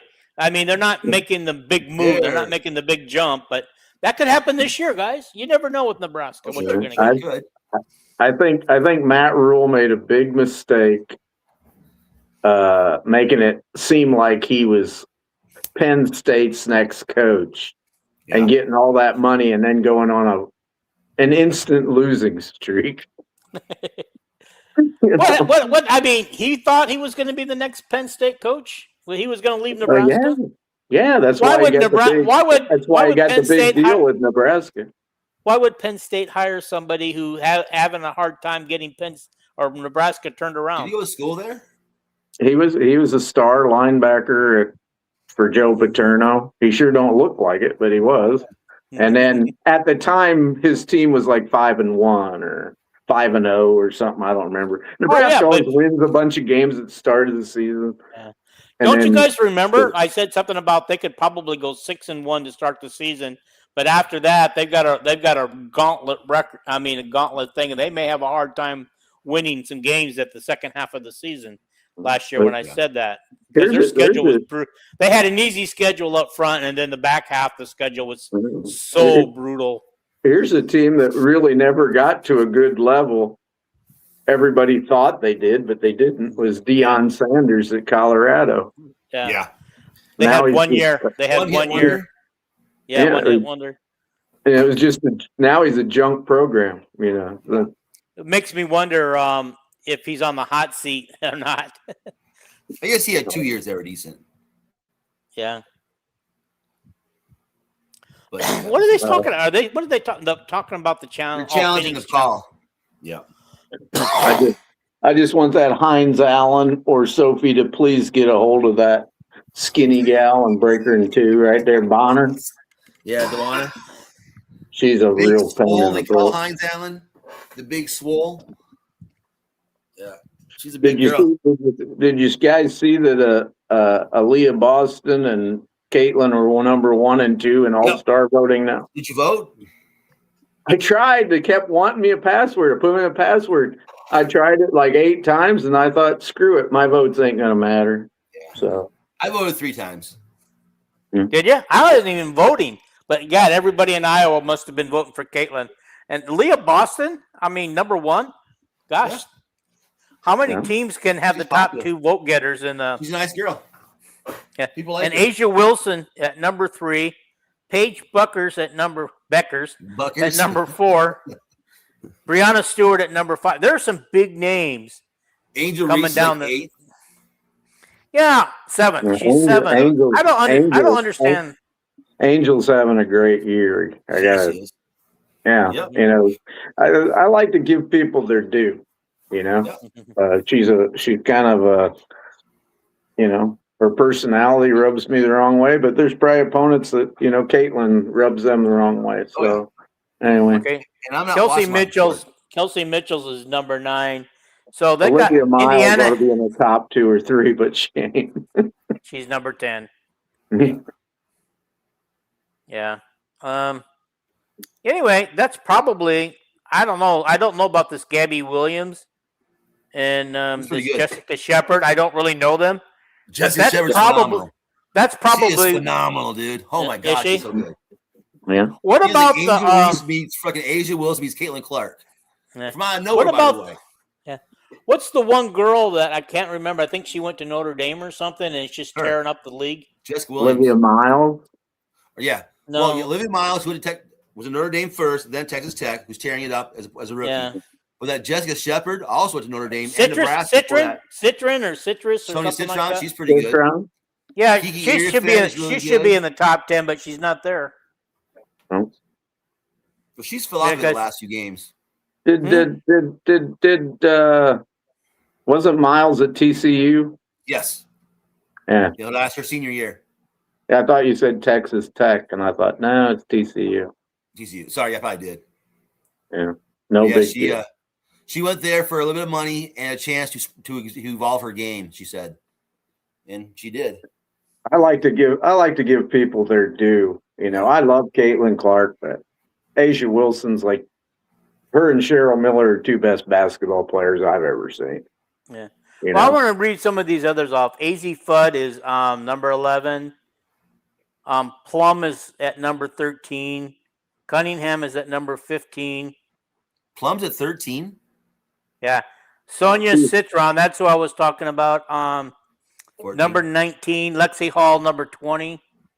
Really? Cameron Bink, 21. She's How not- many she's not How that many good. did they take for the All-Stars? I mean, how many? 10 and It's like- 10. 10 Yeah. and 10? It's Some of 6 it, bigs you and 4 know, guards. Rick, you'll agree with me. You know, Lexi getting all them votes. That's just Indiana Fever fans packing Yep, the ballots. exactly. You know, Yep, I don't exactly. really like that. Remember when Kate Martin, her first year, was like the She was first week of third. the voting, she was like 4th. Yeah, she was crazy. Yeah, but The she didn't go Martinez that. Color fans. Her votes fell off. She didn't go to Oh, the yeah. All-Star. No. Yeah, Kate Martin's not in the top 40 this year. Well, she shouldn't be. It's like She's a Cardosa, developmental player now. Cardosa's number 40, the very last one. Really. I mean, yeah, I'm not surprised. She's not. Cardosa is not a good pro yet. She's got the height, obviously, and the length and stuff, and the size, but she is not developed quite yet. she got into a bad situation. She Yeah. started with her and Reese as rookies, and Reese hated her, would not pass her the ball. If you get Cardoso within 5 foot of the hoop and get the ball in her hands, she's going to score. Yeah. Cardosa, she also got hurt her rookie year, too. Yeah. By the way, Plum might be out for quite some time. I seen she got hurt. So. Really? What happened with her? I can't remember whether it was a knee or a lower leg, which could be one of them high ankle sprains, or hopefully not an meniscus Achilles. or Yeah. a calf, or Yeah. Well, wait a minute. Nice. How would you say her name? Escuana? Enescu? Yeah, she's not even in the top 40. She's only played like 3 games, Dean. she's having a bad year. She's been Her last injured. 6 games, she's had like 7 points a game. if she's able to play, she should be an But all-star. she didn't play the first month of the season. Yeah, She was hurt. I know she's not playing well. Yeah. Mm-hmm. She played one game against the Fever, and then I think the second time they met, she didn't play, or the vice versa. It's like we're looking at Caitlin Clark's stats last year. She's no good. Well, she wasn't playing. Mm-hmm. Whoa! What happened here? Does Rick, do you have this? Do you have Wait a this? minute! Hang on. Rick, what happened here? Why did Caitlin Clark just walk off into the tunnel? Is she going to get sick? I don't know. Oh, maybe she's hurt. Okay. She has 19 points, 5 for 9 shooting, and 8 assists. Okay. I don't have the sound on, so I have no idea what's going on. If anybody's watching, has the sound on that game, tell us why Caitlin Clark went into the tunnel. She usually comes out of the game at the end of the third quarter and sits the start of the fourth quarter. Maybe she went back there to get a back massage or something. Mm-hmm. Could be. She's got a bad back. Yeah. But they need Caitlin on the floor if they're going to win this game. Mm-hmm. They need Caitlin on the floor. I think he's on the bench because I just seen a girl over there throwing her arms around like Caitlin does. No, she was in the tunnel. There's no way she came back. Right on the end of the bench.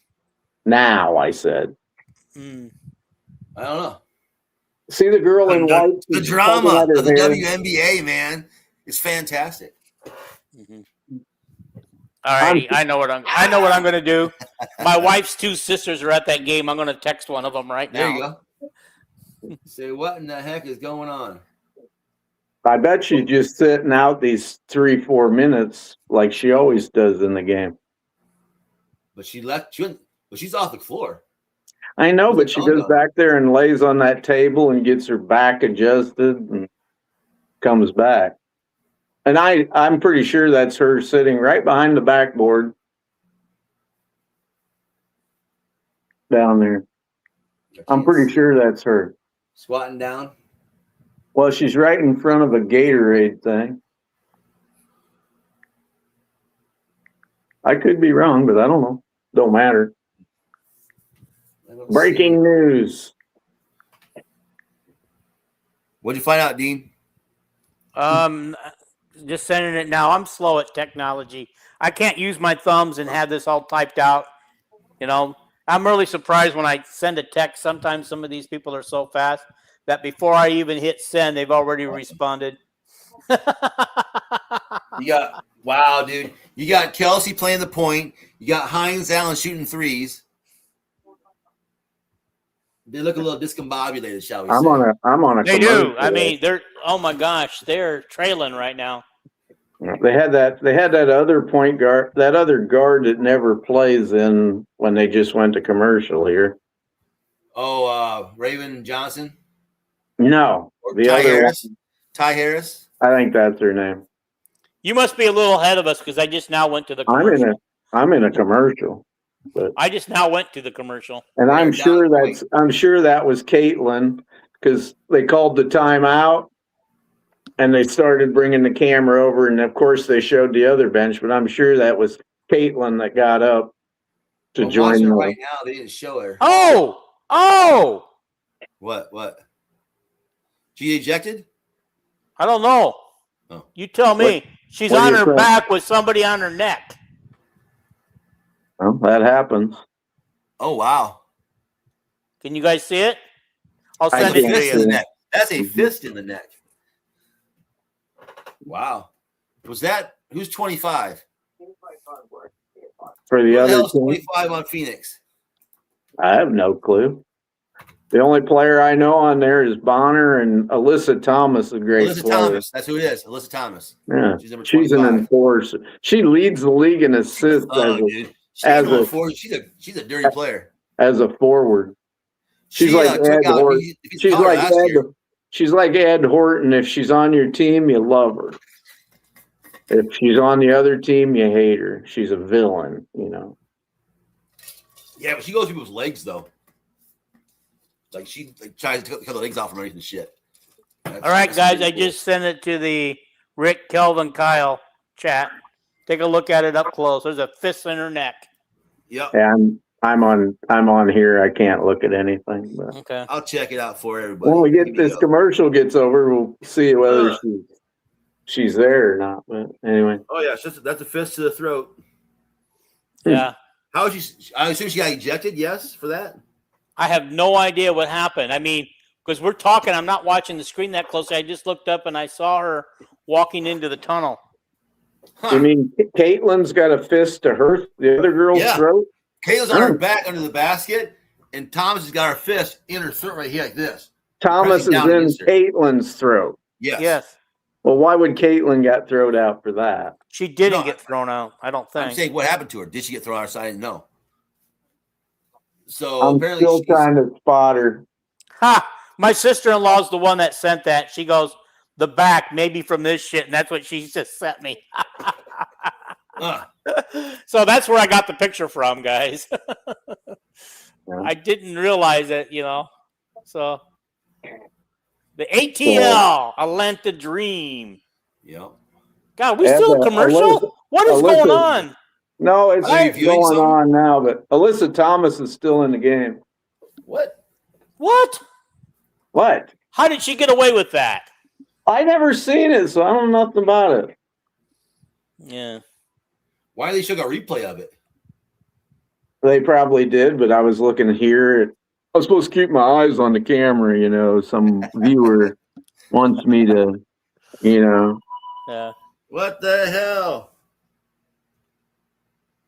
She's still not on the floor. Okay. Huh. Oh, yeah, baby. Back in the lead. Back in the saddle again.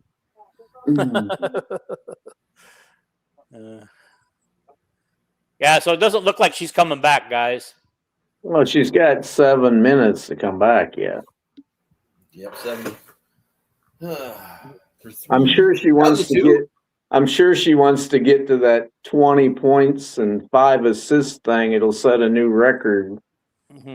They need for consecutive games. They need to do something with number 25. I mean, I can't believe that the refs didn't call something. She's a veteran. I don't care. Veteran or not. I'm so tired. That's the way it is. I'm so tired of people, 3 other seconds women in this league, taking out their jealousy on her, on Caitlin. Shoot! Remember, Dean, your TV is not in sync with everybody else's. Oh, got blocked. Holy cow. There we go. Where you're a little, I know you're a little ahead of me, but I know, but it's like you're saying shit. Here comes Sophie in the game. Yeah, they don't use her enough. She's just a 3-point shooter. Yeah, but they need her 3-pointer. She ain't worth much unless she's showing off her karate on Alyssa Thomas. But. Well, that's what I mean. They got to bring her in to be the enforcer. Oh, she can charge the court from the bench, get suspended. Yeah, I don't understand Lexi Hall being in the game though. Yeah. All right, now we're down 3 points. Hines down shot another 3. Yeah. Right now, my TV is 93-92. Phoenix is ahead by 1. I'm at 93-90. Where are you at, Rick? Same. Now it's 95-92. Phoenix just hit a shot. 5 minutes left. Yeah. 4:40. But see, Thomas and the Mercury, the Mercury got what they wanted. They Kelsey got Caitlin out of the game because they know they can't win the game with Caitlin on the floor. So they decided to take Caitlin out, which they succeeded. We're down to under 5 minutes and 4 minutes, and we do not have Caitlin back. So, she's hurt. She's obviously hurt. Yep. That's 98-95 Phoenix. So. Anyway, I don't think we probably don't have to do play-by-play, but. It's 95-95. 98-95. Phoenix did a 3-pointer and timeout Indiana. I predict Caitlin will come back with 1 minute, 50 seconds to go. The crowd will go crazy. She'll hit 2 3-pointers and be carried off the field, and she'll get 1 million new All-Star votes. How's that for a bold prediction? That will never happen. Oh, I'm just so mad at this league. This league allows all that physical play, and, let's go beat up the players. Let's take them out of the game. But you know what? The referees love it when we do that. So the person who put the fist in her throat is not going to get away with it. Did you guys see the thing I sent you today about the Fox Sports article about Caitlin's TV ratings are so much higher? Yeah.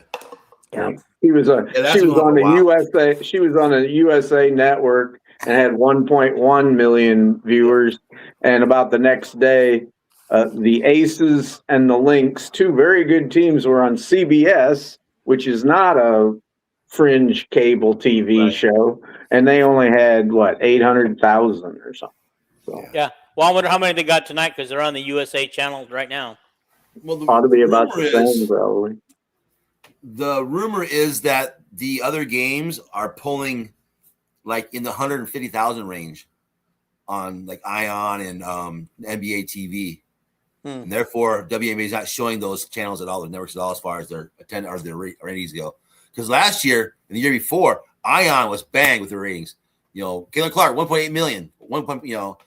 Now it's where they get? We don't know. What do you mean you don't know? Obviously, they have to know. Someone has to know this shit. Yeah. They're just choosing not to share it with us. Yeah. Okay. That's sad because either way, whether you're doing it because you're just having bad ratings or because you're trying to, diminish Caitlin Clark, either way, it's bad. Oh, another thing that I sent you guys about a week ago, and I might have sent that to Dean again today, was in the last 6 years, they put up the top. These were conference wins in the nation in college men's basketball. And Iowa, even with Fran McCaffrey, and Ben only won half of his games, didn't he, this year in the Big Ten? Yep.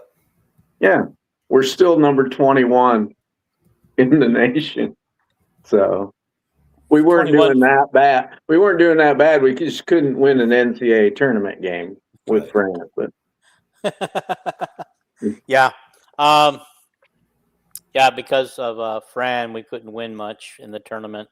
We did have one good run in the Big Ten tournament, though, with Fran. Yep. I still have the T-shirt to commemorate that one. I got it right behind me. Good run. Yeah, they won the Big Ten. They won the Big Ten tournament. Won to Fran a few years back. Big Ten tournament. Yeah, okay. That's the year we thought we were good enough. We'd make the Sweet 16 at least. Well, Fran had some really good teams there that just did not get going in the NCAA tournament. That year we had the COVID year. We had a really good team that year. But there wasn't no NCAA tournament. But he probably wouldn't have won much anyway. Well, here's the thing with Fran's team in the NCAA tournament is because his teams didn't play defense. When you go to the tournament, you got to play defense. You got to play defense. Yes. And he did his, and Fran just thought he could outscore everybody by scoring 85 points a game. You don't have to be great, but you had to play defense. Yeah. Then another thing, Beth was on another interview, and the interviewer was giving her credit for, oh boy, you sure get kudos for hiring Ben. And Beth is a lot like Kirk, just don't take compliments that well. She just said, "Oh, I think every AD in the country would have hired Ben." Like that was a no-brainer. And then she said that was a no-brainer. Yeah, there's talk of her being a rumored potential candidate for the president of the WNBA in the future. Yeah. She sure got the connections and the reputation. She does, and they like her. Turn the ball over. I don't know how anybody just turned the ball over. Oh well. Anyway, go ahead. It's 100-96 now. I don't know how anybody could not like Beth Katz. I don't know. It'd just be hatred or something, you know. Well, I don't hate her. I hope you don't think I'm one of those. Raven left her spot. That's why. What'd you say? What's that? When Sylvie turned the ball over, Raven ran from the spot where she was supposed to be in. Oh. Because she was open for a 3, but she went for a cut to the basket instead. Yeah. You must be even behind me then. Yeah, I paused it. I went back. Oh, and you watched paused the it? thing. Oh, okay. Yeah. I wish I could. I mean, mine actually froze twice during this game. I probably where Kelvin is. I can't figure out how to fast forward. I'm in a commercial right now, and the Fever are behind by maybe 4. I don't know, or 2. 196. 198 might be now, but I'm not sure. The Fever, when Caitlin's out of there, it's just a totally different looking team. Yeah. Yeah. Oh, they are. Their offense is horrible. Well, I'm in a commercial too. Sunglass commercial. I mean, when Caitlin's not in the game, and I'm not trying to mean to Kelsey Mitchell, but it literally is dribble, dribble, dribble, dribble, dribble, dribble, dribble, dribble, dribble, dribble, shoot. Yeah. Yeah. You can't do anyway, guys, do we have anything else we want to discuss, or we want to try to ride this out until the Fever game is over? What do you got? 3 minutes left in the game? 4 minutes, I thought. Well, I'll tell you when they show it. They're back now. Alyssa Thomas, 22 points, 8 assists. And one making Caitlin Clark leave the game. Yeah. Yeah, that's what people are telling me. I don't know that, but 11 of 16. 11 you saw of the picture. I didn't see it. Yeah. Oh, okay. I'm sitting here. I can't use my phone when I'm on here. Yeah. Well, you'll be shocked. Yeah, it's 100 to 96, and the other team's got the ball. So 3 minutes, 10 seconds to go. God, you can look at the pain that Caitlin's in. Can you My see it? God, you could see her. I can see the fist right to her neck. Hey, and Kelvin, you see it now? You can see her screaming. Hey, Kelvin. We stopped them, so we got the ball down by 4 with 2 minutes, 55 seconds, and we're just standing around on offense. Hey, Kelvin. What? Look at the screen. You're tilted away from it, so you tilt it more toward the camera. There you go. Yeah, I can't see that. But because he's on a phone. 100 to 98. I tried seeing it. I can't see it. It's all right. I'll see it over the next decade every day on Facebook. Yeah. You know what's funny is I'm going to wait for Vandy Chris to break that down and show that fist never touched her. I know. It's like Alvaro Figueres hit that guy with his fist. I know he did when he didn't. But He started to, but he pulled back. He pulled back. Smart thing he did too. Well, he hit the ball. Yeah, it's all right to hit the ball with, even if he had a fist, it's all right to hit a ball. Oh, wait a minute. They're looking to see if she had a 3-pointer or not. They gave her credit for 2, but it should be a 3. I don't know. They should have toe on the line. Her foot is not. Yeah, her toe is not on the line. Oh, I thought it was. It's touching, but it's not over on it. They got to give her a 3. They got to give her a 3 for this. If it touches the line, is it still a 3, Rick? No. I didn't think so. The line, it's no longer a 3. No, that's I mean, she's right up to the edge of it. You're saying this way? Yeah. Like that? Yeah, that'd be illegal. But if it's this way at all, then no. Yeah. No, I'm saying that. It's like the out of bounds line. Yeah, look at that. I don't see. Well, that angle, it looks like her toe is on it. But the other angle they showed, they showed an angle from above, and it looked like her toe was. I would say she's on the line. Yeah. Yeah. I mean, they're going to uphold it. I mean, it's really close. Yeah, they're going to uphold it. But, I mean, it's right close. There, it's close. It could go either way. Like half an inch. The Mercury are cheering, so maybe they got the call. Hey, do you guys think the Fever will have the same coach next year? Nope. If they do, they won't have Caitlin Clark. Caitlin Clark is already guaranteed to be there next year. They already picked up her contract for next year. Unless she's traded. Trading. And there's a rumor. The rumor is that Golden State wants her. Really? I think a lot of teams would want her. Could you imagine her and Angel Reese on the same team? Yeah. Could you imagine her and Asia Wilson on the same team? Yep. But I would think love to Caitlin, see, if she gets traded, I want her to come to the Sparks.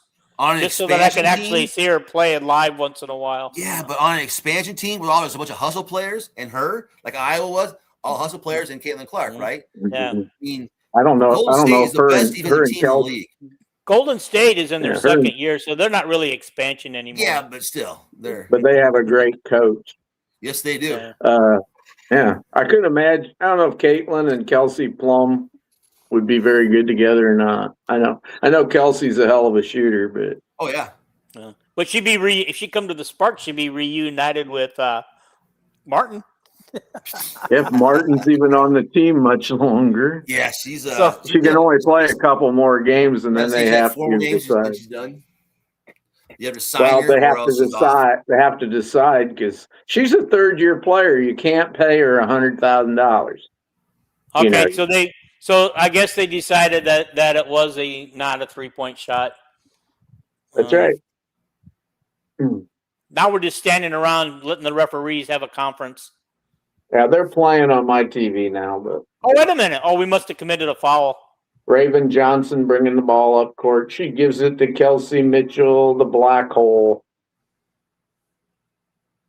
Back over to Raven, into Aaliyah Boston. Wait a minute. You can't say that. You can't give play-by-play. I know. It's illegal. They'll ban us from this if you do that. No, you can play all you want.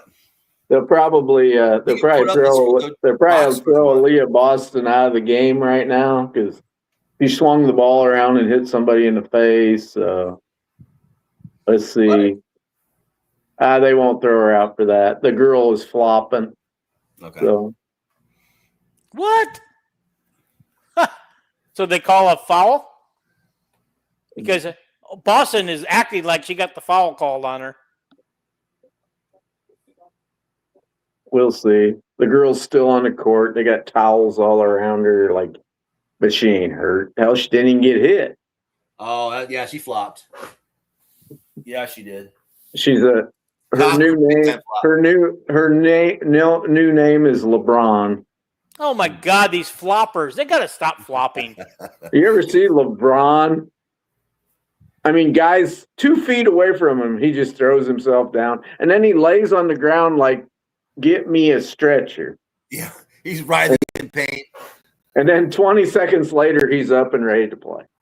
This is stupid. What they did to Caitlin, and nobody gets in trouble for it, and now they're going to go to have an official review to see if Boston actually hit this girl and made her fall. Yeah, I'm not going to comment on what happened to Caitlin because I didn't see it, and I don't know if they reviewed something or not. So I don't know what happened. So you got relatives at the game, Dean?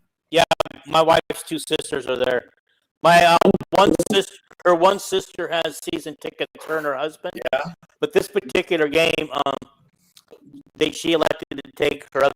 I wasn't going to go this year, but man, the tickets are so cheap now. I have to go. For what? For Fever. The Fever? Fever game on the secondary market. Yeah. But anyway, they got this arrangement. My sister-in-law and her husband with another couple because they both can't be at every game, and so that they're going to use each other's season tickets to bring guests with them, and so to help Yeah, I'm gonna tip my phone and see if I can see that picture Dean sent me. Okay. So yeah, if you want to see the Fever play at Minnesota or Chicago, you're talking hundreds of dollars. But if you want to see him play in Indiana, $8. Yeah. Los Angeles too. Los Angeles is a couple of $100. Yeah, I believe it. Because what they do, they're pairing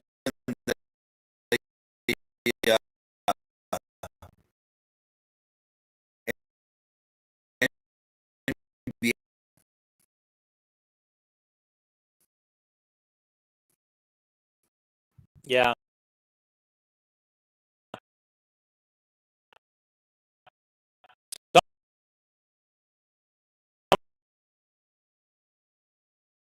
of the places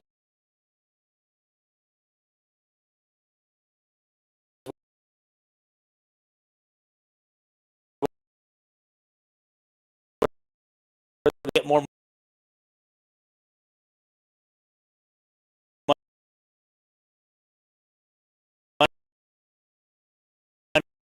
money, more people in,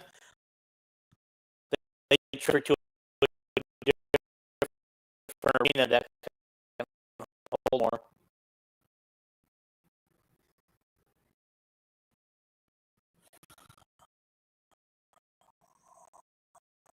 Oh my God! Now she's holding her throat.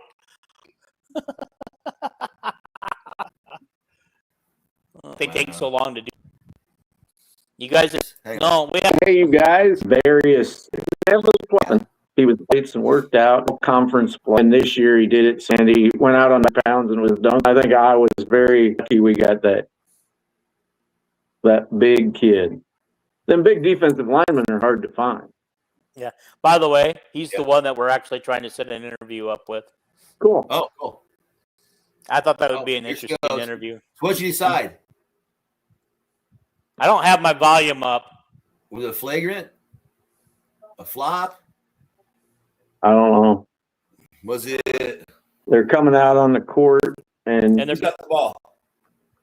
Well, it looks like they're going toward the Mercury side of the floor, so it looks the like Indiana fans are not believing this, so it must have went against Aaliyah. Yeah, Boston is. She's trying to plead her case. These referees are so bad in the WNBA. I don't know. I don't know that there's. I think a high school official could look at that replay and said there was no contact. Well, they're like the lowest paid refs in the world. I mean, it's really bad how they're paid. Well, they can't be a whole lot lower paid than high school refs, getting. I mean, as far as professional sports go. So what does she get? One free throw and then the ball back? Or yeah. I don't know. Stephanie. She got one free throw. Now another foul on the Fever. Another foul? 2 minutes to go. Yeah, I'm sorry. I'm probably ahead of you guys in the game. I'll shut up. We're down by 4 with 2 minutes to go. Yeah. Yeah, I think they need a new coach. Yeah, they do. By the way, if you guys see this, the Mercury have only committed 1 foul this quarter. Yeah. And now I know where Kelvin was because now we just committed another foul. We are the most foul-prone team in the league. Well, he's the worst coach in the fucking league. We're down by 6 with 2 minutes to go, and here comes Kelsey with the ball, which sometimes is not good. Foul on Lexi or foul on Sophie, right? Yeah, we're past that now. There's a layup by Lexi, and it's 104 to 100 with 149 to go. So. Has Mitchell even shot a ball yet? In the 3 minutes? Wow. Who? Kelsey Mitchell hasn't shot in a while. Mitchell missed a 3-pointer right before, like the possession before that long review with Leah Boston. There, Mitchell just did a 3-pointer now. Okay. Right on cue, Rick. 106 to 103. So. All right. Oh. Gosh, we can't stop them from scoring, can we? We also have the worst defense in the league. Worst defense. Worse in their bottom in I can't believe that this team with all this talent should be better than they are. Well, that's it. They don't have that much talent. There's 3 talented players on the team. Yeah, and that's it. Sophie's pretty good, but the rest are not. Look, they're at best role players. Yeah, Sophie is not a great player. No. She gives a good effort, but she ain't no great defensive player. She ain't a very good ball handler at all. She bounces the ball way up here. This year she can shoot the hell out of the ball, and that's her go-to thing, but last year Lexi Hall was the one that couldn't miss a 3-pointer. Right. Oh, down by 1. Okay. All right. Well, they still, no matter what happens, they still get another shot at the net. Anyway, Interesting. Oh man. Leah Boston just made a layup. There you go. 106, 105, 56 seconds. Yep. Is that where Yeah. you guys are in the game? That's right back. Yes, Yeah, that's right You exactly guys where caught we're at. up? You guys caught up with MediaCom. Good Yeah. job. There's I see Connor and I see Tyrese. And is Patrick there? Connor and Tyrese always sit with each other, but now there's a blonde girl sitting between them his all fiance. the time. That's Tyrese's fiance. Yeah. Yeah. The last game, Patrick McCaffrey was a few seats from Connor. Mm. But he had cool hair. Oh yeah. He didn't have it. He didn't have any when he it was. looked like he was in Iowa. it looked like a lead singer for a British rock group Like a mohawk or something? in 1979 or something. No, it was like he had these bangs, but they were like shaped like down in front of his eye, like a wave. Yeah. You know, Oh, like he could have rode a surfboard on it there, Rick. You know? That's the style they do. My grandson has that same haircut. Well, the thing is nowadays is any style works. You know. Even the ball-headed style. Yeah. It sure works for me. I mean, yeah. Man, we haven't had any comments for a while, got guys. little ears, so I don't look like Mickey Mouse. Wonder why the comments have fallen off. We got 39 people currently viewing us. They're probably watching the game too. People are probably saying if all they're going to do is tell us about the game, we're just going to watch it. So, all right. So, it was another foul. One of our girls pushed the blue girl. Now they're going back to the line. And no time came off the clock because the ball never even got in bounds. Really? And what really matters in the ninth inning, the Cubs are up 7-5. So. And the Angels were down 5-2 in the third period and the third inning I keep forgetting today against Baltimore Orioles. So I'm going to assume they lost. It's like I'm living 50 years ago. The Cubs could sweep a doubleheader today. So doubleheaders used to always happen, and now it's almost never. You know. Mm-hmm. At Phoenix, ahead 109-105. Okay, it's 109 on. Okay, how are we gonna if we can't stop them? How are we gonna get back in this game? You can't. It's like watching Fran's teams. No defense at all. Right now, they need Jordan Bohannon to come in for the Fever and bank in a 3-pointer to win the Big Ten title. What they need to do is get Aaliyah to make both these free throws and stop them on the other end and bringing Caitlin Clark back in to hit a 3-pointer for the winner. Yeah.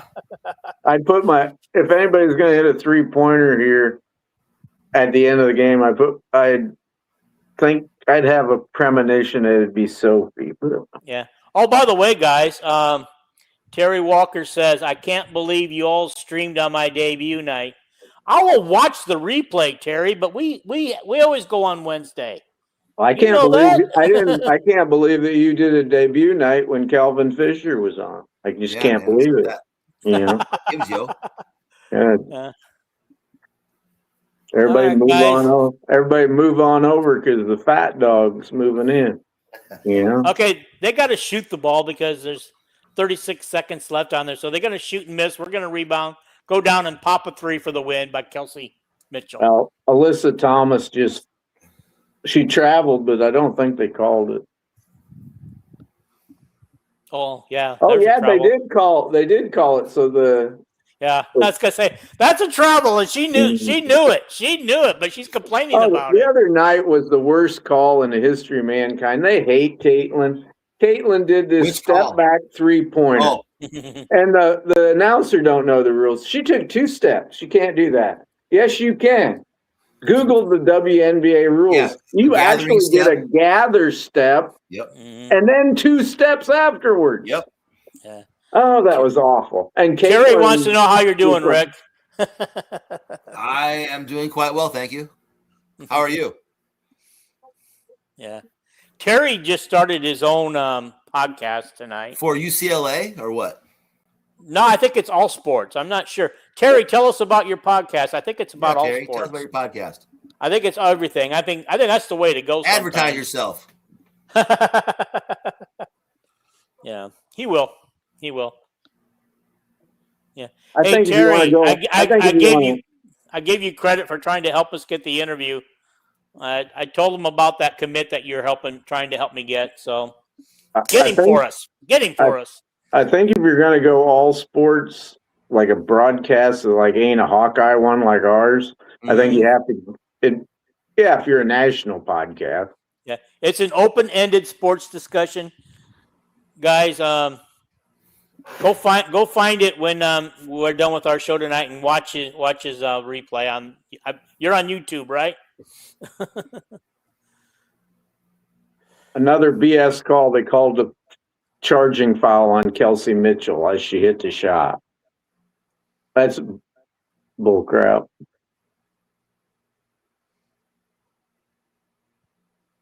Well, we could actually hold the ball for the entire thing.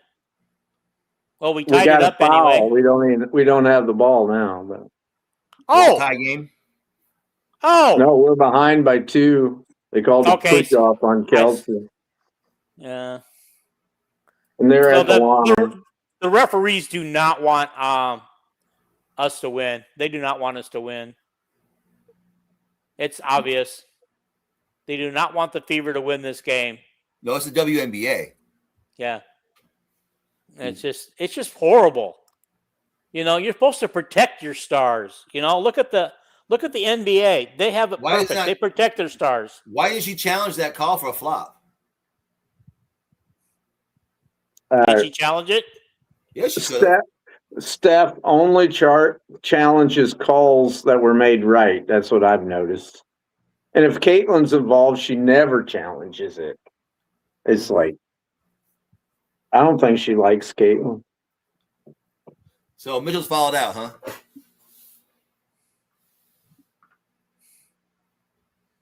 Yeah. Yeah, that was all acting. I'd say we need to get a. So who's in now then? So Clark's out, Mitchell's out. You have Ty Harris and. Okay, we need a 3-pointer to tie it.